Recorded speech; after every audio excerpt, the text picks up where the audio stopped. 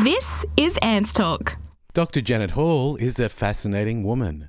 Janet is a clinical psychologist, hypnotherapist, author, and sex therapist.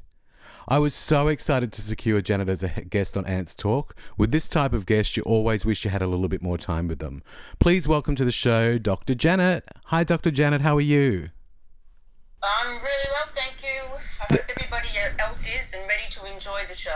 Thank you so much. It's so exciting to have you on the show. It's definitely a subject I love. Me too, and that's why I work in the field. Exactly. You're very lucky. You're very lucky indeed. So, Dr. Janet, where do we start? You've accomplished so much, it would be hard to fit it all in. If we speak predominantly about sex, I understand you are the woman to come to discuss it with. Yes, I have always been fascinated with how sex is 25% of who we are, but the one thing we actually get very little education in.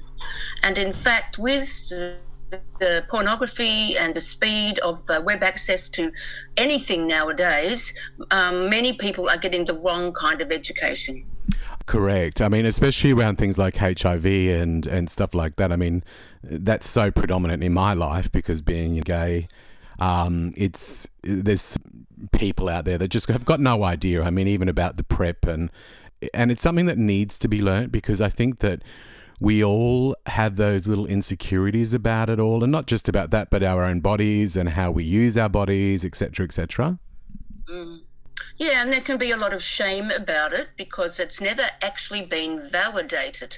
That is, for instance, with young women, I would love to know that their mothers took them aside when they began menstruating, got their period, and said, you are now a woman and you are to be a sexual goddess.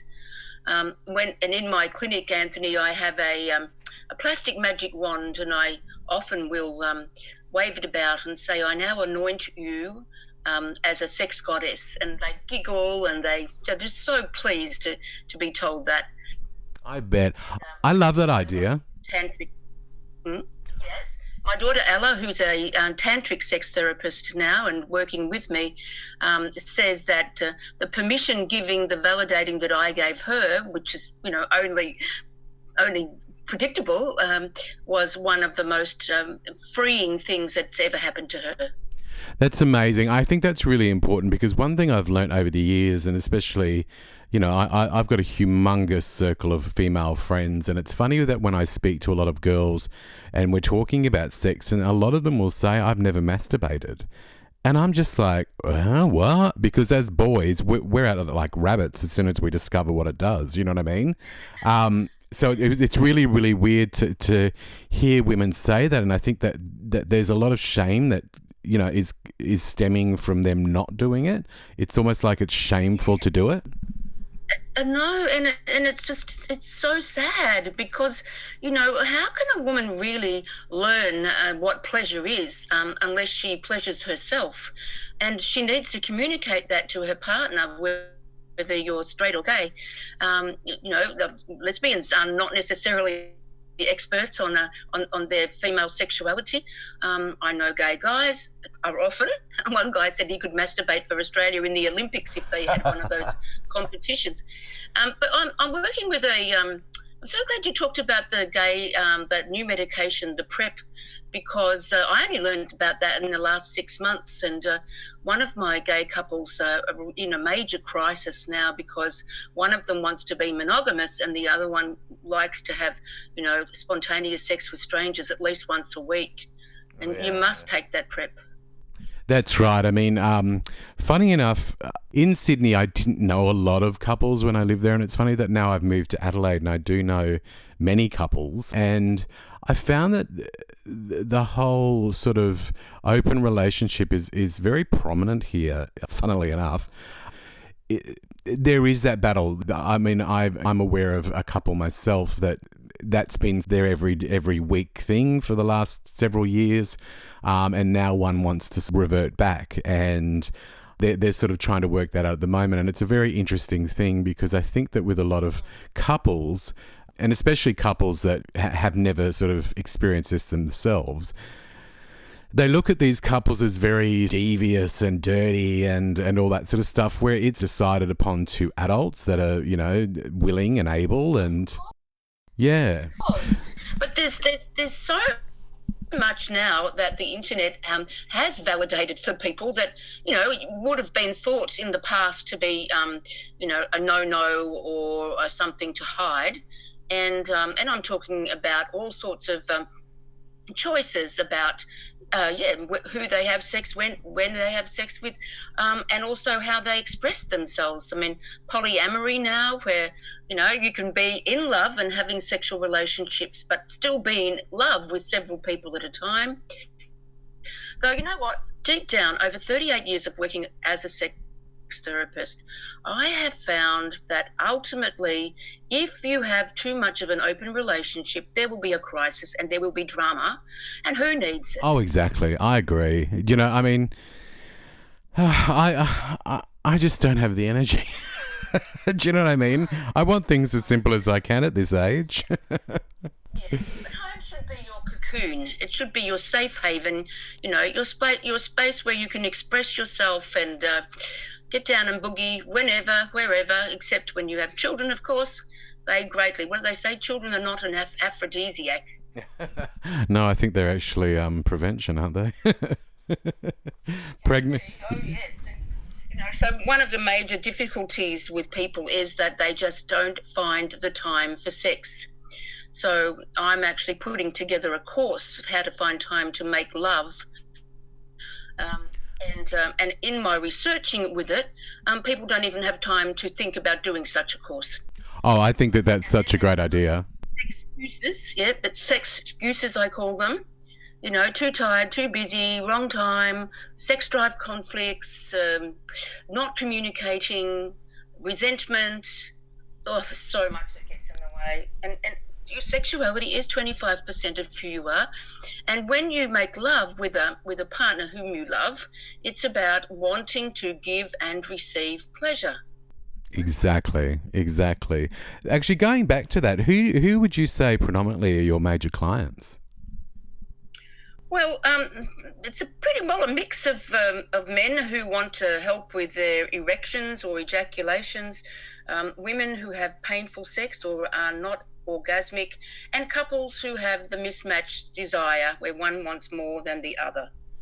Right. Yeah, I think that would be a major thing. I mean, I've experienced it myself, so, it's definitely out there, and I think it's very prominent in a lot of relationships.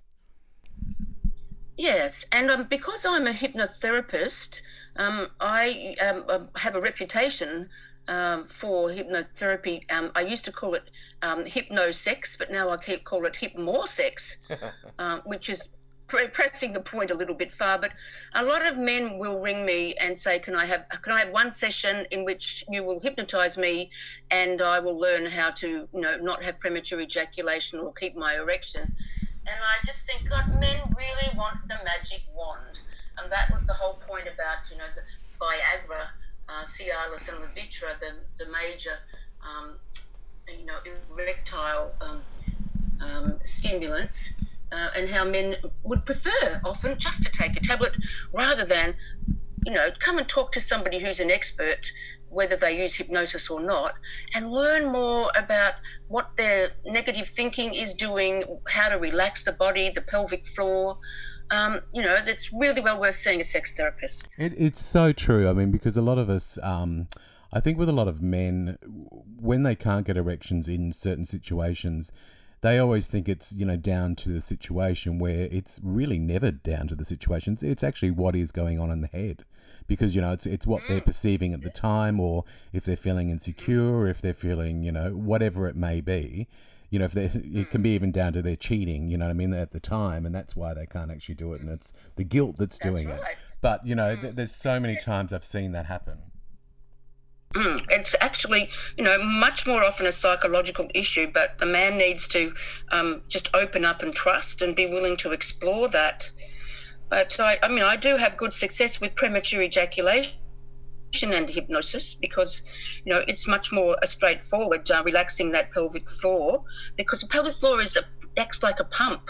Yeah, And exactly. as you get so excited so quickly, when you pump your pelvic floor, you will have an ejaculation. So learning how to relax it, which is counterintuitive, but it is such a good thing to do. And I also love to make everybody who sees me nowadays their own personalised hypnosis audio, which I do on their phone. So then they have Dr. Jan always breathing down their neck, so to speak. They can listen to this hypnosis whenever they get a down moment. And the more that you listen, the more that you accept the positive suggestions. And the other thing is I use the person's name a lot, because your name actually can go through conscious mind and into subconscious mind, and it helps program you to success so much more quickly. Right. That's so interesting. Yeah. It is interesting. So with your clients, do you mainly get married or single people? Or is there a mixture of both? Mostly single people. And so many people in partnerships aren't married anymore anyway. That's true. But often, the stereotype is still there when it comes to straight couples, where the man often wants an instant fix, and the woman wants to be able to talk about it and have her feelings understood. Yeah. So even if a guy comes along, look, at the moment I've got one chap who's 32, had premature ejaculation and has been avoiding sex because he doesn't want to feel a failure. Oh. Now, this couple are now stonewalling. That means that you put up a brick wall around sex. They haven't had it for 6 months. They're not talking about it. And I've had 2 sessions with him, and I said, you've got to bring in your wife, because, this is a couple's concern. It's never just one person's problem. Exactly. I agree completely. I know that you've also, you're currently recording a pilot for a new TV show called Women's Pleasure Power. Can you tell us about the show? Yes, it's very exciting. We record videos in one day, which is quite a miracle. And this is myself, and let's say, call me the academic clinical psychologist, and my daughter Ella, Tantra Ella, who is basically the main interviewer in the show. But we just have like chats about the 5 videos are self-pleasure, like learning how to masturbate to orgasm. Blowing away the myths about sex, like that women who love sex are sluts. I mean, what ridiculous. I know. Women and how to have orgasms. It's much more than just simply playing with the clitoris. It's in tantric sex, you think about intention and breath, and you think about movement and sound, making sounds. So many women won't ever say anything, and then some of them lay there like logs. I call that log sex, which isn't very nice. And another one of my favourite topics for women is painful sex. When sex hurts, and we're talking about actually hurting your pink bits. And I am not proud to admit, but now at over 60s, I have painful bits because simply with age. Yeah. You have, your hormones are lower, lubrication is more difficult. That's right. And just those little tired old tissues. So, but I do see a lot of women who are only, say, 23 and who have been suffering from two main things. There's vulvodynia, which is, think about dermatitis. Vulvodynia means pain and redness, and we don't really know what's causing it, like dermatitis, sure, with the skin, vulvodynia, something wrong with the vulva, and particularly the entrance to the vagina. And then the other one, which is about the entrance, and that is called vaginismus, and that's when there is no entry through the entrance. Wow. And you have primary, which is where some women might be 30 and have still never had intercourse. That's right. They are basically having a panic attack of the vagina, and it's all to do, once again, with the pelvic floor. Exactly. Imagine it having a panic attack. And then for some women, because of the vulvodynia, where it's hurt and they've still bravely tried to have intercourse, it just becomes something to avoid. Let's face it, who wants to stove? They've been burned once. No, that's so true. It's so true. I couldn't. That would be horrible, actually, because it really would turn you off. You would not want to. It's so badly diagnosed. The medical profession have no idea, really, about how to help women with painful sex. Exactly. That's it. And make you avoid it. And some doctors, GPs have just said to the bloke, just give her a couple of drinks and that'll help her relax. Just absolute rubbish. Oh, of course. That is ridiculous. And you don't drink as well, so... as you can tell, I'm very, very strongly motivated to help those women, especially now I've had my own pain. Our Pleasure Power videos, we're just doing the final edits, and then we hope to run it past some TV stations. We'll certainly be having a YouTube station as well. Oh, that's amazing. I think that's brilliant. I actually watched some of your YouTube videos where you actually offer advice on sex, parenting and relationships. What would you say is the most common theme with relationships these days? Have they changed since the introduction of social media? Well, yeah, because we're just not spending quality time talking to each other enough. Yeah. The number of couples that you talk to, and they come home, they're straight onto their their iPad or their iPhone. They barely even stop using the devices during the meal time, and then they're watching TV or Netflix, and they're taking it to bed. Yeah. So it's much harder to find quality time and to build on your relationship. I mean, my husband and I would be guilty of that a little bit because it's funny. He really never used the computer when I first met him. I actually got him onto Facebook. I should have never have done it. I always say it to him, I should never have put you on there because it is so addictive. I mean, it really is addictive. I think that as humans, we're very visual people, and it's so easy to be thrilled and enticed and entertained at any given time of the day, even while, if you're sitting on the loo, you can do it, and it's because it's a constant. Yeah, What I've heard of is that some people have dropped their phone in the toilet, so I think that the toilet should be a phone-free place. Well, the one thing too, and I know this sounds horrible, sorry listeners, but I don't care, but it's funny because I always say to my husband, you can't sit on there for too long. I said, your whole bum will fall out. You've got to go in, do your business and get out. You can't sit there just on the phone, So that's one reason you should avoid using it there. That's right. What's your opinion on cyber sex? Do you deem it as cheating?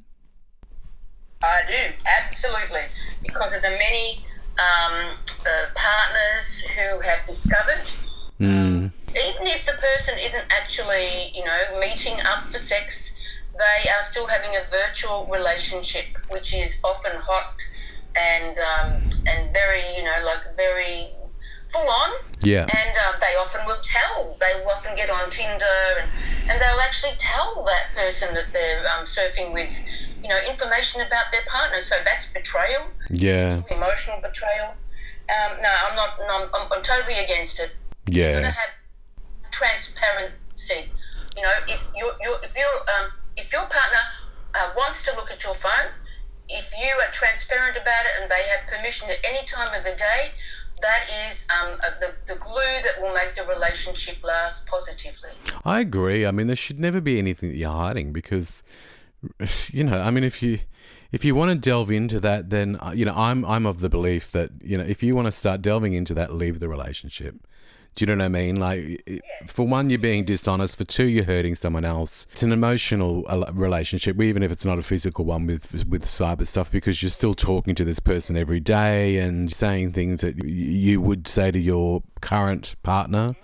Yeah, I agree with that one. Then it can become very addictive and compulsive. Yeah.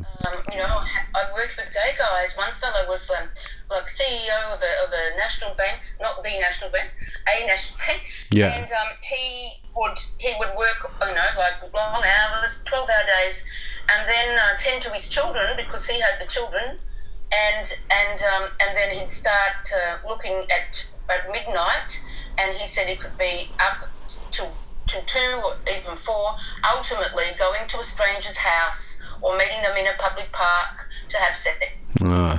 Yeah. Now that ruins your life. Any kind of compulsion like that. That's crazy. Your life. Oh, of course. No sleep.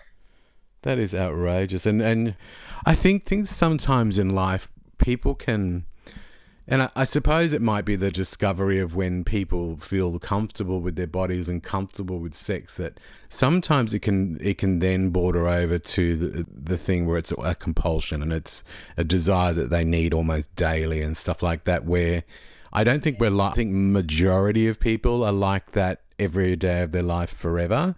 I think that it's just these people sort of delve into it now and again because it becomes a real focus for them rather than anything else that they should be focusing on in their lives.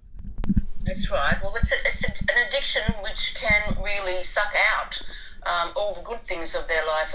About 4 years ago, I went to Boston and attended the Sex Therapists for Addiction conference. About 350 people. Now, we don't even have such an association in Australia.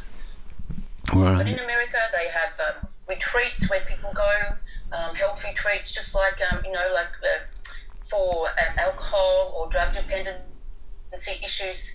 And it's a huge industry. And more in Australia, we are catching up with them. Yeah, that's good.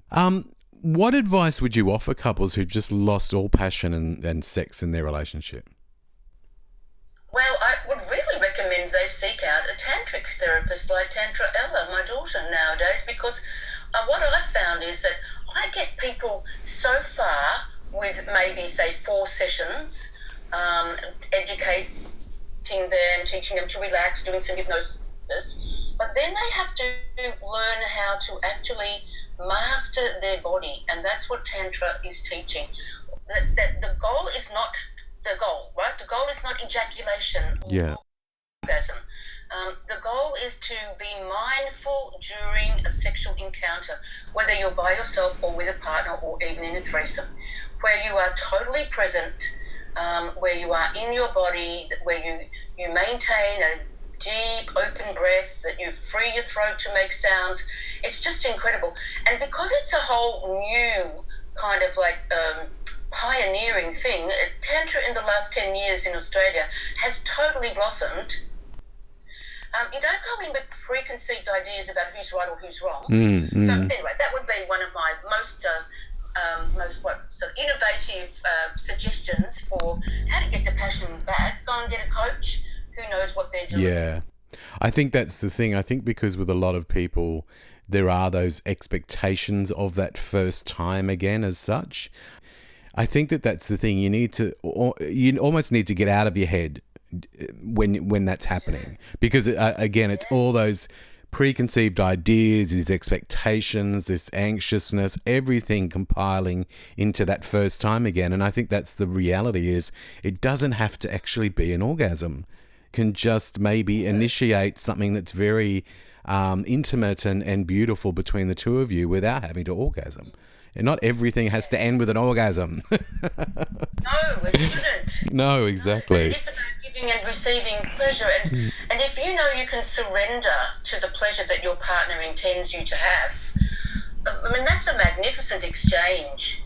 Rather than thinking that you have to perform or to think that you have to do anything other than surrender. Exactly. I agree. What's your top tip for a woman to achieve a fabulous orgasm? Once again, learn how to self-pleasure. If you can't be the conductor of your own orchestra, how can you communicate how to do that to your partner? No, I agree. So give yourself permission. Be like a man, who often will do it 3 times a day. No, that's a bit too much. So, and you'll probably be a lot nicer person. Find yourself, because you won't have all this pent up anger. But whenever you give yourself permission to self-pleasure, you are tuning up that tuning fork, which is your pink bits, and you're going to be so much easier to be turned on with a partner. Oh my God, that's so true. You're probably right there. Because they'd all be looking forward to each Tuesday instead of all these other issues. I have a joke that I share with my clients, and that is if every woman on a Tuesday night, now I just pick Tuesday, it could be any time, but if every woman in the world gave her man a hand job on Tuesday night, maybe there'd be no wars. I know the Lomi Lomi. Right. Yeah, because I used to see them advertised in Sydney, actually. That because I say to the women, tell the man, look, hun, tonight I want nothing for myself. But let me love you with my hands. And there's a beautiful Hawaiian massage technique called Lomi Lomi. It's a beautiful massage. Yeah. Yes, it's wonderful, Lomi Lomi. And it doesn't have to be on your pink bits. It's a whole body massage. Yeah. Do you think everyone should masturbate? Everyone should learn how to masturbate, to be the master of their bits. They don't have to masturbate all the time, frequently, or at all. But why not learn? It's an art. It's a skill. It leads to ecstasy. It's also, I think, a good way to discover your body and how it actually works and what is actually in there. Let go of all the dogma that's in with religions and ethnic education and it's. Especially when majority of humanity might be getting into all that religion and etc. But at the same time, they're still doing it but feeling guilty about it later. So you might as well just do it without the guilt. Yeah, do it without guilt, without shame. Yeah. No, I agree. How can you help others with your work? Well, I've written 15 ebooks and 52 audios which sell on Amazon and Audible. So they don't even have to come and see me to get some of my education. No, you were very easy to find on Google, let me tell you. Nowadays we can do Skype and Zoom. You can be anywhere in the world. Exactly. I do often get somebody from, the Emirates where they don't have sex therapists. They're not allowed to talk about it. So they will get in touch with me for a Skype. Just about any medium is an opportunity. And there's also now, because I'm a clinical psychologist, Anthony, that you can get a Medicare mental health plan. I don't like the word mental. Think about a health plan from your GP for sexual difficulties. Wow. Get you a rebate on the Medicare of about half of what you're spending. So it's even more affordable. So glad you actually said that, because I think majority of people would not know that. Probably a lot of people out there with issues that really would like to get help. And speaking of that, because we're going to be wrapping up soon, I'm actually going to let everybody know how they can contact you and all of your social media handles. And if they've got any questions that they you, or even if they want to set up a meeting with you, then they'll be able to do that. They will be. Very happy to hear from them. We really appreciate you talking to us, Janet. I love talking to you. I could talk to you for hours. Absolutely brilliant what you do, and I think it's helping a lot of people, and I think it's very, very important work. Well, thank you. It's been a great pleasure. Thank you. I'll speak to you soon. Okay. Bye. Love a podcast? Love some Ants Talk.